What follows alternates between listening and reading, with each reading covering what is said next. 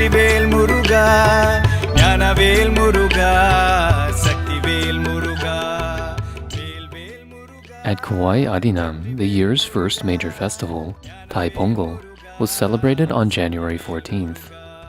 Our team of 6 Silpis, plus our temple cook Chinu, conducted the ceremony at Iraivan Temple and invited the monks to attend for the traditional boiling of the rice and milk, followed by a short puja. The second festival of the month was Thai Pusam, celebrated with an afternoon abhishekam to Lord Murugan on the 20th. During January, 2 of the Silpis worked on placing the perimeter wall stones. 3 continued the finish work on the roof stones of the Nandi Mandapam, and 1 focused on the entrance panels. The 2 teakwood doors to the sanctum are now on a ship headed to Hawaii via Auckland, New Zealand. 3 20-foot shipping containers loaded with perimeter wall stones are also in transit.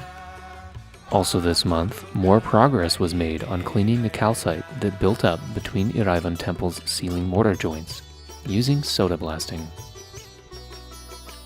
At 1:31 p.m. on Friday, January 25th, Lord Hanuman's feet touched down on a mound near the sacred Rudraksha forest, where he will remain standing for 1,000 years.